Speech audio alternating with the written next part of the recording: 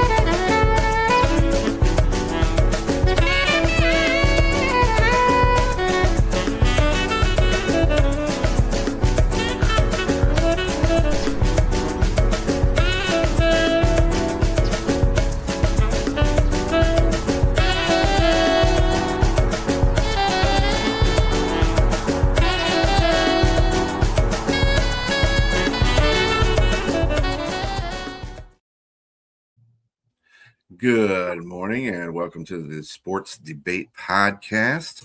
I'm here along with Jack Hirsch, James J. Train Martin. I'm BA. I hope you guys are having a lovely day.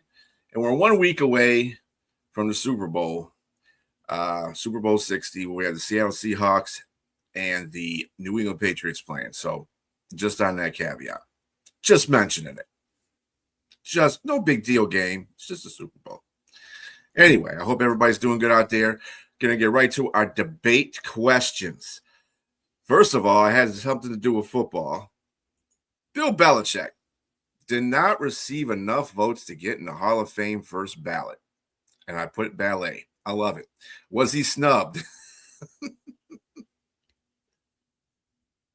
Go ahead, Jack. Yeah, he was snubbed, but not for the reasons people think he was. You can make an argument for anything or against anything. Bill Belichick was on a five-person ballot. The voters were allowed to vote for three. There were three players on there. There was Robert Kraft and Bill Belichick. Now, if the voter did not vote for either Kraft or Belichick, they voted for the three players, then he wasn't snubbed. Bill Belichick is the first one who says you win because of players. Players are the most important thing. You have Kenny Anderson, Roger Craig, L.C. Greenwood, terrific players on there. And if someone had a philosophy like the writer from the Kansas City Star, they just want to vote for the players first and foremost, then he wasn't snubbed. Now, if someone voted for Robert Kraft and not Bill Belichick, then he was snubbed. Then he was snubbed in that instance. Or if they had non-players on the ballot besides Belichick who got in, then he was snubbed. Absolutely. Then it's ridiculous. I mean, I'd be exasperated, but I can understand the argument if someone just wants to vote for the players, especially the players who've been on the ballot a while. That's perfectly understandable. Was Bill Belichick more important than any of those players? Yeah, a coach technically in virtually every instance is more important, a great coach, than any single player, unless that single player is iconic. Check out Brady and Belichick. If you had a choice, one or the other, anyone would take Tom Brady over Bill Belichick. Anyone would take Peyton Manning over a single coach. Anyone would take Josh Allen over any coach they could have in the NFL. We all know that. But the way it was set up, he wasn't snubbed. And that's what people don't realize. They just see things on the surface. How can you leave Bill Belichick out of the Hall of Fame? That's ridiculous. It makes no sense. And they're correct. It doesn't make any sense on the surface. But look how the voting took place. Why didn't they question the voting beforehand? And if it wasn't unfair to Bill Belichick, imagine if you're one of those great players. Bill Belichick and Robert Kraft gets in. And out of the remaining three, two are left out and they can't get in the Hall of Fame. And they're thinking, well, I played the game. How do you compare this? I mean, you're comparing the greatest dessert to a regular entree. You can't make that exact comparison. And no, the way things were set up, Bill Belichick wasn't snubbed. Under normal conditions, it's ridiculous he didn't get in on the first ballot, but they set up the voting categories the wrong way, and based on that, no, Bill Belichick didn't get snubbed. Go ahead, James. I don't know if I want to go ahead, man. Jack just laid it out so eloquently and just gave out a real good explanation as to why Bill Belichick didn't get snubbed. But I mean, I'm going to say, yes, I agree with you on the fact that if you have a specific criteria, then yes, of course, he didn't get snubbed. But we're talking about a guy that won 6 Super Bowls. I mean, mind you, it's a team effort. It's a team effort with a quarterback that was otherworldly as well. But I mean, great defense as well. But within 20 years, 20 seasons, man, 6 Super Bowls. There's no other coach that compares to that. You make an exception regardless of your criteria. Now, mind you, when I heard it explained to me about how guys look at criteria, how they're gonna always look at the players first. They're gonna have the coach, the owner secondary, as these. I forgot what they call it specifically, but it kind of reminds me of when I was in the Army. We would take like for guys to get LASIK. LASIK was a thing in the Army, for those you don't know out there. We would take soldiers out to go get free LASIK. You get it for free. As long as you had a year and a half left on your contract, you can get LASIK. But you had to be the frontline soldiers to get it, first and foremost. And then support would be like, let's say we do 80-20 of people that will get it. 80% frontline, 20% support. And so you be the other guys who fall in support. So you would wait a lot longer if you were the support. Let's just put it in that way. So that kind of reminds me of this here when you're looking at the players of the front line. And so you're going to prioritize them into getting to the Hall of Fame versus the support, meaning the coaching or the ownership or any other specific ancillary position that might be able to get in. But Bill Belichick specifically, you make a different criteria. You look at it differently because it's just astronomical what was able to do during a time when he was in with one specific team. Let's not even talk about when he's with Cleveland. He was able to get a playoff win with them, one, but to go into New England and they weren't great at the time. I mean, they came off a Super Bowl appearance in '96 with Bill Parcells, but they weren't that good in between that time. I mean, and a whole new era started with him. I think he's been snubbed. I think it partially is because of this Spygate and the Deflategate, which is not on him. Obviously, that's on Tom Brady. And that's a whole nother can of worms about whether or not he'll be first ballot. There's some reporters and writers out there that think if you're going to do this guy like this, then I'd be interested to see how you're going to do Tom Brady. You know, there's no way you should like look at one without the other because they both were great for their organization during their time together, whether they like each other or not. They were both very instrumental in their success in winning those championships. But with that said, man, 6 championships is just hard to argue. It just to not be first ballot, it's a snub. And I also 9 Super Bowls, 8 championships. Let me correct you. 2 is the defense. Yeah, 2 exactly. 2 with the Giants as well. Super Bowls. You just really can't. You can't sneeze at. I mean, that's nothing to sneeze at all. It's just like it should be obvious that he should be first ballot, regardless of the situation. Regardless of and players would tell you that they probably would want him to get in first ballot. Even the guys that are probably waiting because of how great that resume is. You just can't deny that.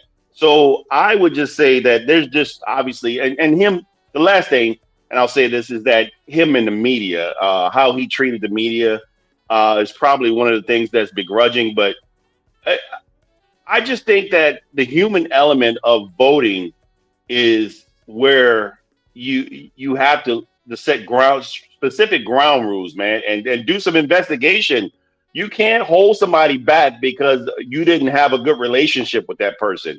That's just almost as childish, and it's unfair to what it's cheating the game.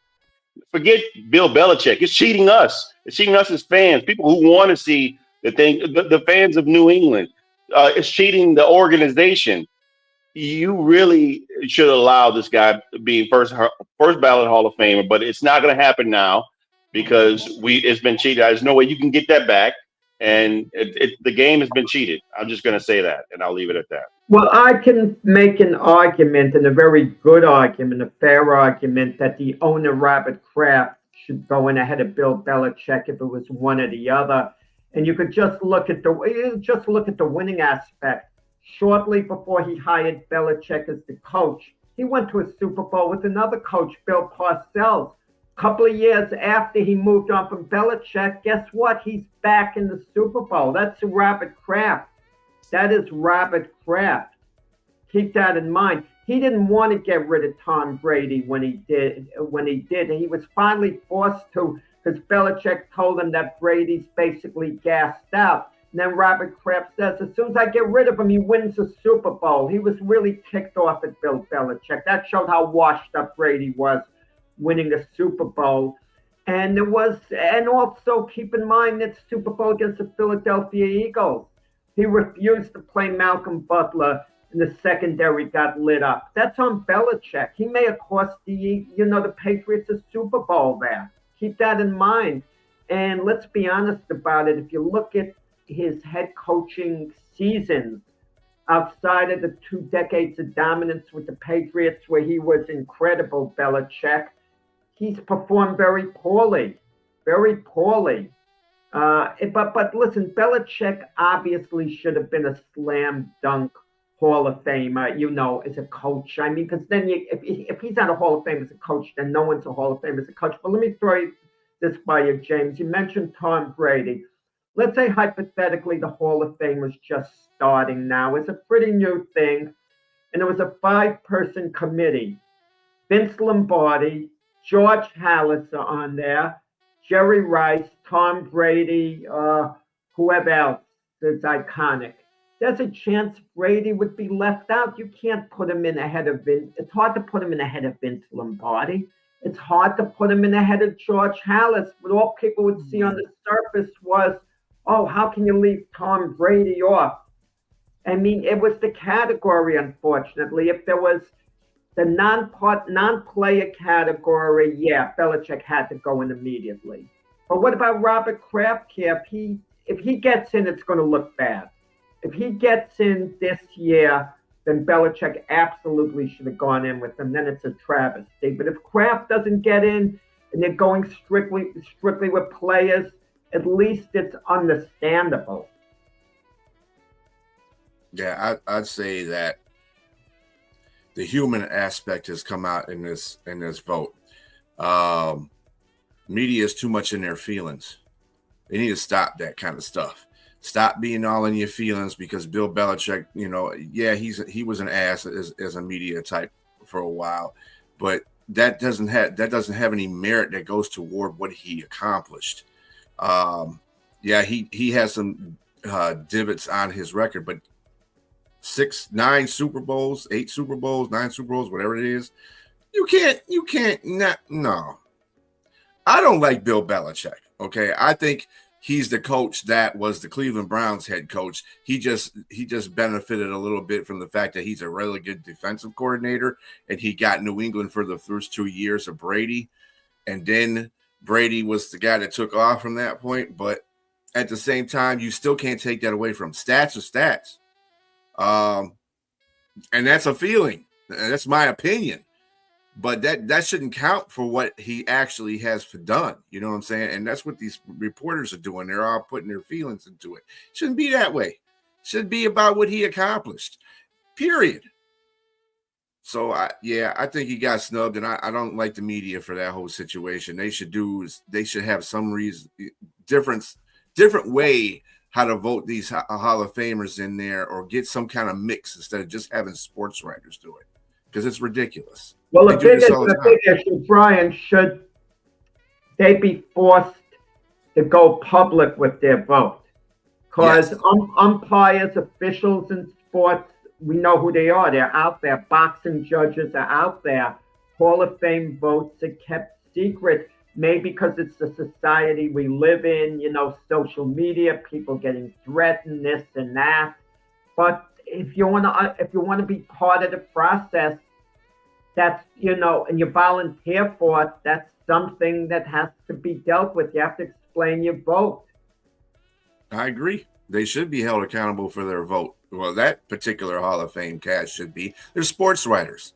And I can guarantee you, besides being in a locker room, that's about the only football knowledge that they know. They don't really have any playing, coaching, or anything like that in their resume. So they're just going by what they see and what they hear.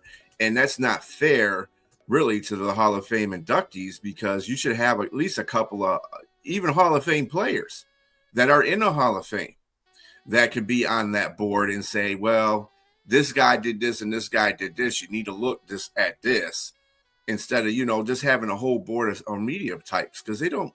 I mean, this is an area where you need to know the game, okay? Not just what's in the locker room. No, not just what's at the podium. Not what you see on TV. You got to be actually a person that knows the insides and outs of the game as a player or a coach. And I think that helps a little bit if you have a couple of Hall of Fame players that are on that panel. I think that would work. And I think you're right. Everybody should not be. There should be no anomalies as far as the sports writers hiding their votes. No, you need to step out and let us know why you voted and the way you voted, so that, because a lot of these sports writers could get put out for that. You know what I'm saying? They could, and maybe that's what it is. Maybe they'll lose their jobs. Wait. What about Robert Kraft waiting all these years? He's 84 years old now. That's a crime too. Waiting. We're getting all hopped up about Belichick. I mean, Kraft should be in by now. We should be a little more outraged about him maybe than Belichick. I disagree with that because right now the subject matter is Bill Belichick not getting in. I mean, he was the first one to show up. Bob Kraft, we should have been talking about him not getting in. And I think there have been some communications in regards to, him not being brought in. I mean, you look at his situation versus someone like what's the Jerry Jones that's in, and you can look at but I get it. Jerry Jones, his success came before Bob Kraft. And so I could say, if we're going by the criteria as to how they're voted in, I can see why Jerry Jones has gotten in. But now the argument is that, like, you look at what Bob Kraft has done as well, he probably should have been in a little bit sooner as well because of the amount of success within a short span of time. So, but yeah, either way, I'm going to say if Bob Kraft gets in, we're going to have some problems regarding this guy not being in, because maybe they could have walked in together, but the coach is the one. I mean, it'll be bad. It'll be bad. And you know what these voters don't realize? The ones that were petty about it, they wanted to use Spygate, this and that. They take away some of the glory of the people getting in. All the Hall of Famers getting in. What's the talk going to be? Belichick. The same thing, as stupid as Major League Baseball was keeping Pete Rose out. Who did they hurt? They were punishing the new inductees as much as they were Pete Rose. Because Johnny Bench said it best. He said, when I got inducted into the Hall of Fame, the first thing the reporter said to me was, congratulations, John. The next thing, do you think Pete Rose belongs in the Hall of Fame? They don't need to hear that about someone else. And that's what these new inductees are going to hear this year. It's going to be all about Bill Belichick there, and it's going to take away from their big day. Mm-hmm. I agree. It's just ridiculous how the media does that. Is able to saturate the field and oh, well, we can do this and we can do that because we're the media and we don't have to tell anybody about our. I hate that. I've always hated the media doing that, but it is what it is. All right, So baseball is coming up. Baseball season is coming up. Yeah, I know it's only January, but we have a few more months until they start doing all kinds of stuff for baseball. So we got some baseball debates that we can do. First of all, this one came up here. Derek Jeter recently said that hitting a baseball is the hardest thing to do in sports. Do you agree? Now I'm going to go back to Jack on this one because he's our baseball. Yeah, I mean, I like Derek Jeter a lot, obviously, being a Yankee fan. And he's a sincere individual, but the remark is self-serving. We've heard that line before. Oh, well, hitting a baseball is the hardest single thing to do in sports. Obviously, it's very hard to do. I mean, it's very hard to do. And I'm not taking it lightly by any measures, at all. You take a player like Novak Djokovic, if he's hitting the ball 120 miles down the line with spin, and I put a tennis racket in your hand, and I'm training you for 2 years to return a serve. It's going to take you about 1 year just to locate where the ball is visually, let alone hit it back. I mean, best case, I can point out why the answer no, it absolutely is not the hardest thing to do, and it is incredibly hard, don't get me wrong, is Michael Jordan. Michael Jordan loved baseball, he loved golf. Michael Jordan would have been the next Tiger Woods if he could have. Sometimes I think if Michael Jordan had a choice to be the greatest golfer of all time or the greatest NBA player, he'd pick golf. All his time was spent on the links. There's nothing he loved more than playing golf. Yet Michael Jordan couldn't master the darn game. Yet when he returned and played minor league baseball, he was actually making contact. I remember him going against an elite relief pitcher, Jeff Reardon, and Tony Kubek saying, oh, no, this experiment's no good. But meanwhile, Jordan flies out to the outfield. He makes contact.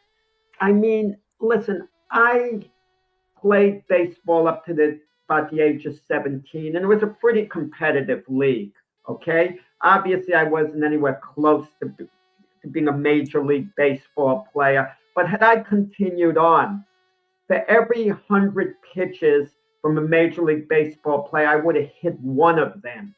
I would have made contact, hit a ground ball for every 100 pitches, let's say, okay? That's pretty bad, though, Jack. Because I played my whole life. I mean, I'm being conservative. But you put a tennis racket in my hand and train me over and over, I'm never going to be able to return the ball, over the net. I mean, I'll have a hard enough time just making contact on the racket. I mean, hardest thing to do in sports. I mean, run them. Try to keep up with elite marathon runners, elite track and field guys. Listen, I mean, it's hard to look at these sideline catches these receivers make in the NFL. I mean, you could work with me my whole life from when I was 2 years old. I'd never be able to do that for the life of me, make some of these ridiculous catches and keep my feet in bounds. You're going to tell me hitting a baseball is harder than that? Hitting a baseball is tremendously hard. I'm not taking it lightly, but let's forget this cliche we hear. Oh, it's the hardest thing to do in sports, hitting a baseball, because it's not. I tried my best to argue against what Derek Jeter was saying because I'm like, I think he's just being biased because it's his sport. And look, I mean, he has some valid points, and I will argue the points. I would say it's a small baseball that you're trying to hit. Someone is standing on the mound 90 feet away? 90 feet away, and they're throwing. 60 feet, 6 inches. Okay. Well, short amount of time, yeah. Yes. 95 plus miles an hour ball is coming towards you, and you're taking a cylindrical object to try to hit that in a matter where you have to make decisions in a pretty much, the time it blinks, that's what I found the stats for that. The time it takes to blink is 0.4 a second, 1/10 to 0.4 a second to try to compartmentalize if the ball is good enough to hit. Like I was reading, listening to Barry Bonds talk about that when he was talking about if it's he has to try to outwit the person that's throwing to him to be able to throw to where he can hit the ball. Uh, it's a very difficult thing to do. It's very at that level. It's a very difficult thing to do. And I compare that. Okay, so let's say a pitcher's throwing you the ball. What if a guy's, when I'm looking at football, like a quarterback, because he was arguing with Patrick Mahomes about it. Patrick Mahomes can throw some lasers too, as well on the football field. Guys aren't. It's hard to catch a different. You're catching with your hands out there, and those guys are making maybe like some of these guys are making 100 yards. 100 receptions a year or a season, and getting hit. Don't get me wrong. You're going across the middle, getting hit. That makes it a little bit more difficult. But baseball, in that regard of where you're at in the confines of trying to hit something that small, that fast, is extremely difficult. But with that said, and even so, I'm going to say this: how many 3,000 to do it consistently over the course of your career? How many 3,000 hitters are out there in the league total? As long as baseball's been around, there's only 33. There's only 33 3,000 hitters, and so 300. Is it? No, 300, 3,000 hitters. Hits. You're talking about 3,000 hits. What are you talking about? Career batting average or hits for? No, the 3,000 hit club. There's only 33. There's only because to me, those are the guys that set the precedence of being able to what we're talking about of being able to do it consistently. So if you have guys around there that are like Barry Bonds, he had 2,935, so he just missed it by about 65 hits. And so, but my point is, with all the players that have played in the game, you don't have many that have done it on a consistent level. So to me, that tells me it's very hard to do. It's very to be elite. Those are guys that are elite. If we're talking about the average guys that can hit and maybe get 1,500 hits through the course of their career, it's so many variables here because we're talking about how long you play and everything else versus how much you miss, how often you miss struck out. It's just a lot to really look into that. But I'm just gonna say, if I had to argue the point for Derek Jeter, I'm just gonna say it's one of the hardest things to do in sports. I can't say specifically that it was the hardest because we were talking when I just mentioned to you about how many players were 3,000 hits club. It was which is 33. I also try to compare that to the guys who are running backs in the league who are elite and how many guys hit 2,000 yards and how hard that is. Only nine guys have done that in the history of the league. So you can look at and say how different. Because somebody like Adrian Peterson had no quarterback play. Somebody like O.J. Simpson had no quarterback play. You had 8 guys in the box, and O.J. Simpson in 14 games still had 143 yards a game. And so he was the first guy to hit 2,000 yards. Let me ask you this. Let's take two great sport athletes. That was a tongue twist in a way. Bo Jackson and John Elway. Bo Jackson was a great football player, great baseball player. John Elway would have probably been a great baseball player. The Yankees were giving him the biggest bonus. They badly wanted him to be their right field. And I think he would have had a great career in baseball, John Elway. Take both those guys who are incredible athletes, incredible. And then while you're at it, get the guys who've won the decathlon too in the Olympics and give them golf clubs. Work them relentlessly and try to make them into world-class golfers and to compete with the greatest golfers in the world. And they wouldn't get there. And I think that's your answer. You could say, well, with the golf for this and that, but, you take certain other athletes and you reverse it. I'm not saying they'd be good baseball players, but they would at least be able to hit the baseball and be maybe very mediocre. Maybe they'd hit under 100 batting average for the year, but they'd make contact some of the time. That's what I'm trying to say. they would be a little more representative hitting a baseball than another athlete was in their sport. I could argue against that. I mean, Tony Romo was probably one of the better golfers out there. And if he was not playing football, he'd probably be, at the time in his prime, probably be playing professional golf. Just one. I mean, there are a lot of athletes out there that play really good golf. So it's just, I think it's probably harder to me if someone, I mean, because and one, you're playing against yourself. I mean, the ball is just sitting there. No one's throwing it at you. And you got to figure out which direction it's supposed to go and how far you're hitting it. But you got a guy throwing the ball at you, like Roger Clemens. I know we're going to get into him a little bit later, but I mean, wow, come on, man. I mean, not again. Like, what's the kid's name? That Screen, the kid from Pittsburgh right now. Yeah, Screen. Yeah. Oh, Screen, pitcher. Yeah. Screen. Yeah. I mean, come on, man. I mean, unloading 100-mile-an-hour ball. That's hard, man. It's hard to. I mean, and you got professional. I'm not saying being a successful baseball player. I'm not saying that at all. I get it. I'm just talking about hitting the darn baseball. I mean, even in making contact, hitting a grounder, a weak pop-up. I mean, it's not. But, we could debate it all day. But I think it's a cliche that started a while ago. And people pick up on cliches. They picked up on it right or wrong on Tom Brady. He's called the GOAT. And then it gains momentum. Mariano Rivera. It picks up a cliche. Greatest closer ever. And people start going with it. I would say this. The question says, do you agree that what he said? I say no. I do not agree. Yes.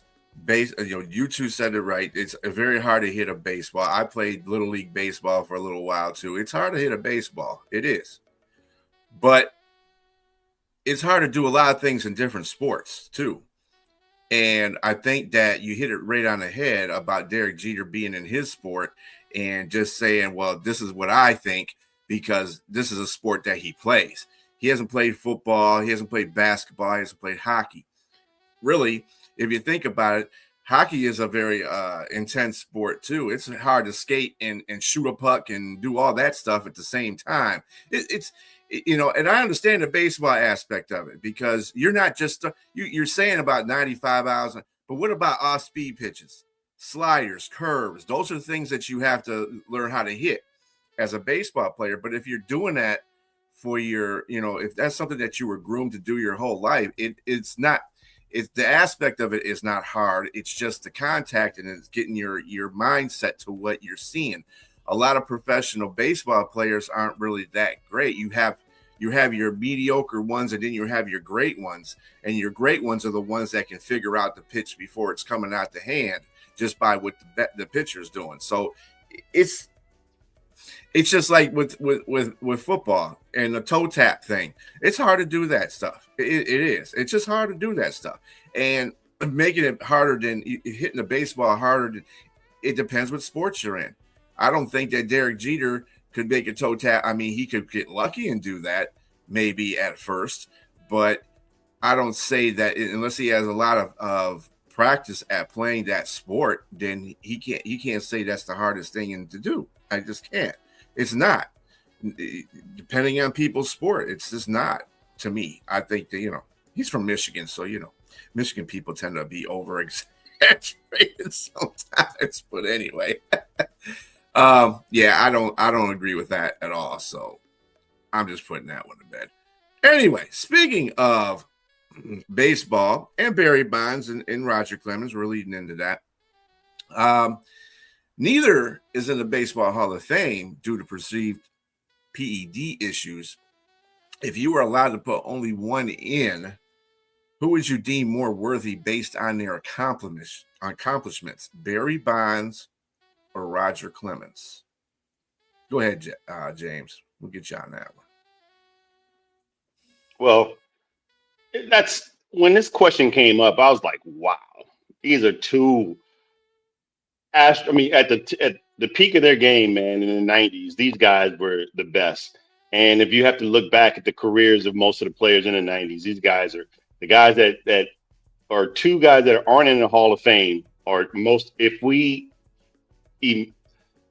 omitted the allegations, if we omitted the issues with PEDs, they definitely would be in the Hall of Fame, first ballot, without a doubt. But if I had to take one of the two, I'm going to go with Barry Bonds. I mean, it's hard to not argue that. And I love both players, and I think it'd be like a splitting hairs here. We're talking. I mean, different positions, but I mean, what they did for their at their positions and for the game was just incredible. Barry Bonds, man, with 14 All-Star appearances, 8 Golden Gloves. I mean, let's start from 1998 back, when he was from 8 to 86, when he was with Pittsburgh, and when he was with this is before the allegations. Because again, for those of you out there that don't watch baseball, don't know baseball, he never tested positive for PEDs. He was on the Balco list, and so and that was pretty much it. But again, if we want to look at the difference between the big head Barry Bonds and the skinny Barry Bonds back in the day, my man had 400 home runs and 400 steals prior to that. Those numbers alone will get you in the Hall of Fame first ballot. And because there's no one right now with let's just say total, he's over 500 homers without a doubt, at 762 and had 500 steals. I mean, to end his career, man, it's just crazy, those numbers. And one of the purest, the best hitters, man. And he was feared. He had 668 intentional walks. That's the most in Major League Baseball history. Am I correct, Jack? Yeah, exactly. With the walks. Yeah. Yes. And so that part alone, too, his WAR in 90 before 99, he was his highest was 10.5, and so just I know the media didn't like him. We talked about Bill Belichick and his interactions with the media. The media didn't like this guy as well. That's probably part of it, because I mean, like with Pete Rose, I mean, if they feel like somebody's cheating the game, they still can have opportunities to forgive a person. Why wasn't Barry Bonds, given that opportunity to be forgiven and get into the league? I mean, and again, we're talking about something that he was on a list. He didn't admit to it because he never tested positive. So for me, I'm going with Barry Bonds. I'm not going to stick too long on this. I'm going with Barry Bonds. Wait. He said Barry Bonds. He never knowingly took anything. It's obvious. Come on. No, I'm not saying he didn't. I'm not saying he didn't. I'm all for forgiveness. I'm 100% for forgiveness. But when a guy is rude and surly all the time, at what point do you forgive him? Do you forgive him the moment you're supposed to cast your ballot? Then he'll say, "Oh, forgive me," right before you're about to write down your ballot. So you don't think Pete Rose should have got in before he passed? That's a whole different thing. Pete Rose. How? He had all kinds of stuff going on outside of baseball. I mean, there's allegations about with come on, man. It's not different.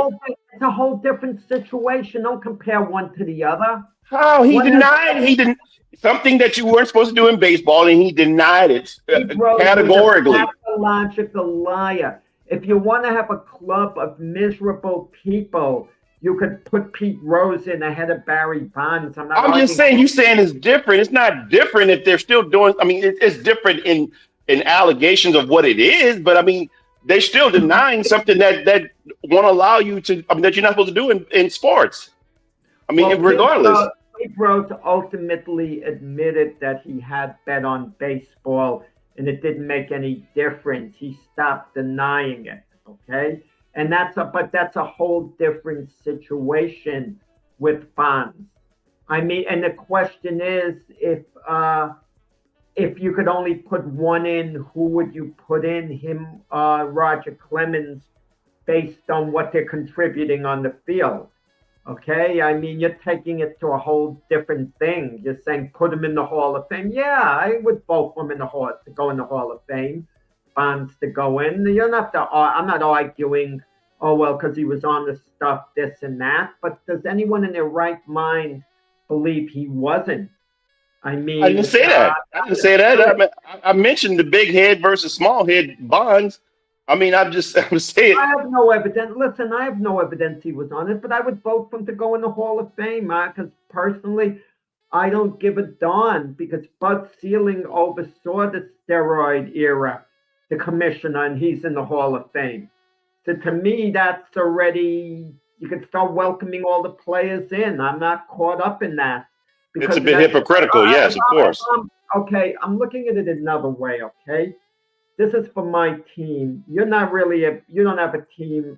You're not really a baseball fan per se as far as having a team. Brian's a Tiger fan. I'm a Yankee fan. I like to look at it if they're 22 years old and we could have them for their whole career. Who would I want, Bonds or Clemens? And I would want Clemens would be my guy because he would be a more valuable player to have. Now you could argue who would you rather have, an everyday player or pitcher? A pitcher impacts the game more. Plus, teams can get around Bonds by intentionally walking him, minimize the amount of damage he causes. We saw that in the World Series. The Blue Jays intentionally walked Ohtani like 4 times in a row. You can't get around a great pitcher like Clemens. You just can't. 7 Cy Young awards. That's filthy, outrageous with different teams, with the Red Sox, the Blue Jays, the Yankees, the Astros. I mean, that's off the charts what this guy has done. I mean, it's incredible. I mean, give me either guy. I get it. But looking at what Clemens did, his 7 Cy Young awards, I think a little harder to do than compile the great numbers that Bonds did. And Clemens compiled other great numbers as well, don't get me wrong. But 7 Cy Young awards? I mean, maybe the argument should be what's a great accomplishment? Clemens 7 Cy Young awards, or Tom Brady 7 Super Bowls. It's a different sport. But I would argue for Clemens 7 Cy Young awards. He did that individually. I mean, you get help always from teammates being on the field, batting, etc. But the Cy Young Award is a selfish award. It's very self-centered on the individual performance. Teammates don't really bail you out to get you that award. So my answer would be Clemens over Bonds. Now, before you go, B, I will say what you mentioned about the intentional walks.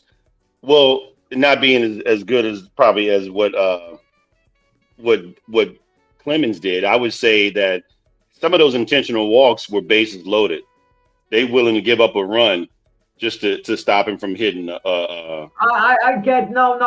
My point is you can somehow minimize Bond's damage in one game, but if you're facing Clemens in that game, there's nowhere to hide. You got to face him. You got to hit against him. Bonds, you could walk every single time he gets to the plate. As distasteful as I find that, and I think there should be a rule against that. If you left it up to me, I would alter the rule that once a guy like him is, you could designate one. Brian, you listen to this. You're going to get a kick out of this too. You designate a franchise hitter for the game. And once you walk him, he automatically gets 2 bases every time out. 2 bases instead of 1. Instead of going to first, he goes to second every single time. Now are you going to be so quick to walk a guy like Bonds or Ohtani? I don't think so, because you're putting him in scoring position. Just a thought. Well, I mean, if you got a guy in second and third and you walk him, I mean, because you got first base open, that's the reason why the intentional walk exists. But if you do it 2 thing, you automatically score, 1 person at least. So, I don't know. We modify the rule. If it's second and third and there's a base empty, you allow the guy to get walked, I guess. I understand that. But if the bases are empty, he automatically goes to second base, as if it's a double, not a first base. Now, I have a different way to perceive this matchup between Barry Bonds and Roger Clemens. They both deserve to be in the Hall of Fame, period. You know, most of the guys that are in the Hall of Fame, I'm sure some kind of things have happened to them where they had PED issues. I don't want to hear all that. Most of these guys that are in there during that time have had those issues or have taken PEDs, allegedly. Still, I'm not going to, just because somebody says you did something doesn't mean you did it. For both cases, for Roger Clemens and Barry Bonds. But at the same time, Barry Bonds has faced Roger Clemens in his career 8 times. He has 0 hits and 2 strikeouts against Roger Clemens. So that's why I would put Roger Clemens ahead of Barry Bonds. I know it's only 8 hits, only 8 plate appearances that they had against each other. But sometimes when you find when I get into a dilemma where I have to put 2 guys in and they both equally deserve to be in a Hall of Fame, you got to look at some of those kind of things, how they faced each other. It's minuscule, but it still serves a purpose. Because if Barry Bonds was in fact as dominant as Roger Clemens, then he would probably want to hit a home run off of him or made Roger Clemens walk him.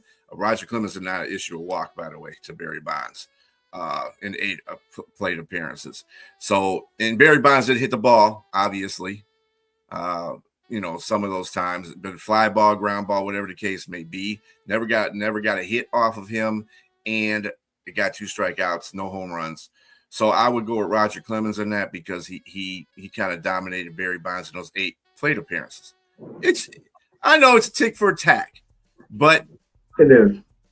It's just, hey, there's no other way to go. I would vote for Bonds in the Hall of Fame. Snap of the finger.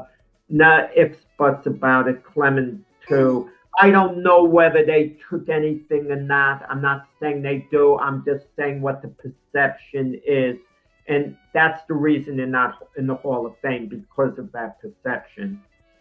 Yeah. I mean, like I said, I would put both of them in too. But if you had to tie me down, I'd go by just what they did faced off against each other. That's just me.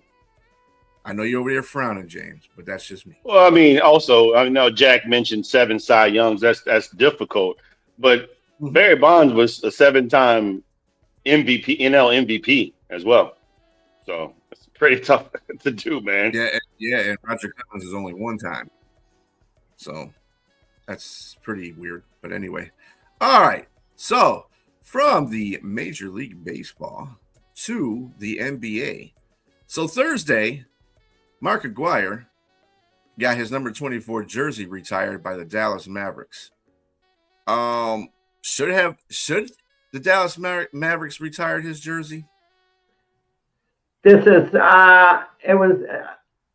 Mark Aguirre was crying during the whole ceremony, and of course, his best friend and James's idol, Isaiah Thomas, was there patting him on the back, and Isaiah was saying, if it wasn't for Mark Aguirre, the Pistons never would have won the NBA championships.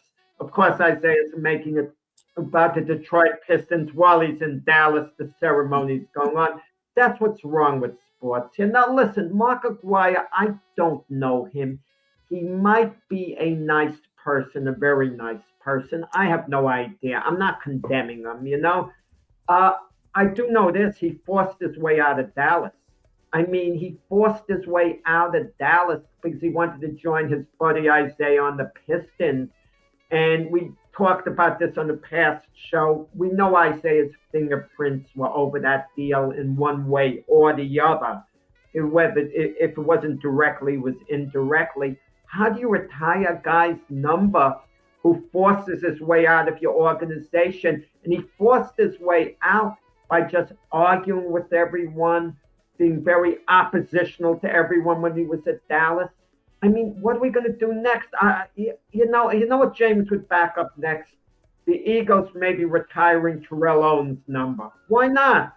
Why not? Terrell Owens is a real, look at his stats, James is going to say. James is going to point to the stat line as a reason why. You retire an iconic player's number who meant so much to the franchise. Dirk Nowitzki, you retire his number with the Mavs. Absolutely.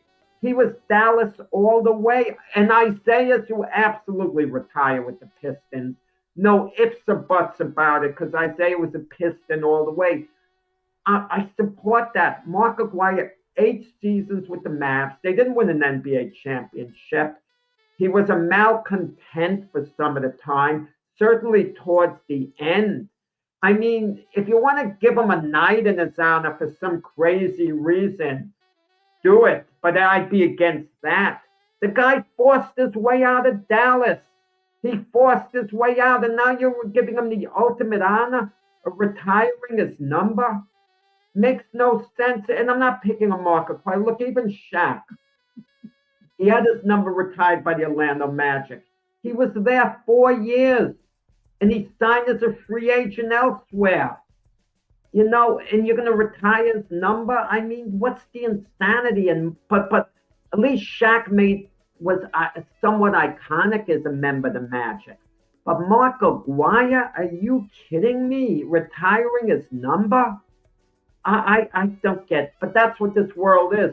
Next thing, he's going to get a big broadcasting position on ESPN, this and that. All the guys who rebel. I mean, Tyreek Hill, look for him to be on ESPN or something after the Dolphins retire his number.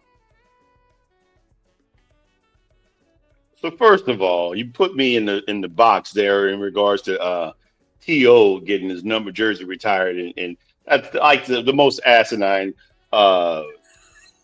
example you can give me, sir, in regards to. I mean, he played there one or 2 seasons. I mean, 1.5 seasons, if that. Look, I definitely would. I mean, as much of a fan of T.O. is, I'd be flabbergasted if I thought that the Eagles were retired. I mean, I think the sport would be just What about the trash. 49ers then retiring T.O.'s number? You might consider that. Maybe, but a lot of his great numbers were there. So it's a possibility. You can't blame the guy for them not getting to. I mean, there's a collective effort. I mean, he did some great things in San Francisco. So, but with that said, Mark Aguirre, the best parts of his career were in Dallas. It wasn't in. I mean, don't get me wrong. He was a role player when he got to that latter part stages of his life and what they were able to do in Detroit. But he was a star. He was a star in Dallas, and so he put up big numbers. And he was the main focal point down there in that team. So I could see why they were retired a number. I mean, it is kind of odd. Maybe they're just paying homage to a guy. You know, we were talking about how people go through things at the time, towards the end. People forgive each other, Jack. People get over things. I mean, because you want to look at the positives. I think the time that he spent there, I'm pretty sure the majority wasn't bad. Otherwise, they wouldn't be doing this. I mean, and maybe they're trying to take the focal point of what happened with Luka. They want some great things to show up in Dallas right now. Maybe they're trying to say, okay, let's focus on some things from the past, a blast from the past, like Mark Aguirre, and because introduce some of the younger fans, because a lot of these young people don't really research or look in their history and see who these guys of yesteryear were, and obviously he was something there. He meant something to that organization. So I don't have a problem with this. I would have a problem, like what you mentioned, if it's something like, a guy to play. Now, I don't have a problem with the Shaq, the impact that he had on that team. Who were the Orlando Magic before Shaq got there? I mean, why not? Even if it is 4 years, you're telling me that you wouldn't retire Terrell Davis's jersey for the short time he played in Denver? He wasn't a malcontent. He didn't cause trouble. Shaq wasn't a malcontent. What was not? He was there 4 years. Mark Aguirre forced his way out of Dallas. Towards the end, Jack. Towards the end. I'm not again. And how long ago was that? How long ago was that? My point is, people move on. People say, maybe I want to forgive. Maybe I want something a part of our organization to be legacy. You always talking about legacy players and different things like this. You telling me that he wasn't a legacy player there at that team, regardless of what happened at the end. You're telling me that somebody like Saquon Barkley probably shouldn't have his jersey retired with the Giants or something like that. I mean, I don't know what, I mean, he probably could have had a lot more there if if the team was a lot better around him, but he was their best legacy player there in New York. So I'm not saying that if they didn't give him a retire his jersey, I wouldn't be mad at it. But the fact that they're retiring it as well and acknowledging what he was able to do there, I'm not mad at that either. Again, like you brought the thing about Shaq. I mean, come on, man. Shaq did well with that and brought them to heights that they'd never been. And they went to a championship. Of course, they went to a championship. Let's hear from Brian. Wow, just dismissed you, James. Yeah, James is just going off the rails. Yeah, I see the time. My apologies. Yes. No, you're good. You're good. You had plenty of time, brother. You had plenty of time. Mark Aguirre, yeah, maybe Dallas thought that was appropriate to retire his jersey. I kind of get why they did it. I mean, Dallas wasn't that great at that time anyway. He was a superstar because there was nobody else on that team that was that good. So, I mean, yeah. And really, malcontent players got switched. So, I think they both fit in the system. Now, Adrian Dantley went to Dallas and became a superstar like he wanted to be, and McGuire was the chip that helped the Pistons get into the championship. Now, I know Isaiah Thomas and Mark Aguirre are good friends. But for Isaiah Thomas, that was the guy that would put us over the top to get us a championship. Okay, how come his jersey's not retired here with Detroit? Thank you. Anyway, that just tells me everything right there. They are never going to retire that dude's jersey here in Detroit. It is not going to happen. Who, Isaiah? No, Mark Aguirre. Mark Aguire's not, but Isaiah's supposed to be retired, right? I mean, we know that because Isaiah is one of the greatest basketball players of all time. Mark Aguirre is not in that category. Oh, no, he might get retired in Detroit.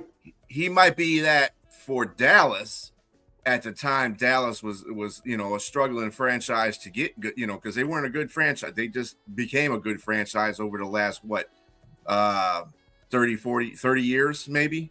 So, I mean, they were always a crap franchise. If you looked at schedules back in the 90s and the 80s, you say, oh, we got to play Dallas. That's a win, that kind of stuff. So it's I understand why Dallas did it. And they don't retire too many people's jerseys in Dallas either. Think about that. So, I mean, I can understand why they did it. I wouldn't have done it, but knowing the Dallas franchise, yes, I can understand why. Luka's number, I can understand being retired someday for the simple reason Luka didn't want to leave. The fans and the organization, to an extent, got blindsided with the trade. And Luka loved Dallas there. So I would be okay with that. I don't have to look at the number of years Luka was there, his stats. We know what Luka's about. That's the naked eye test. But not Mark Aguirre, who forced his way out. One guy hated leaving Dallas. The other guy couldn't get out of there quick enough. Yeah, I mean, and like I said, Adrian Dantley and Mark Aguirre switching worked better for both of their careers. Well, at least McGuire got a championship ring, and Adrian Dantley became the superstar that he wanted to be in Dallas. So it worked out good for both players, I guess, in that effect. So one's malcontent was another one's gem, I guess. But anyway, on that note, we will be leaving you guys, and we'll see you next week on Saturday at 8:00. Join us tomorrow at 8:00 for the sports podcast, the Sunday sports podcast. Of course, it's an hour. Just remember that. And we'll see you then. Everybody have a great rest of your day.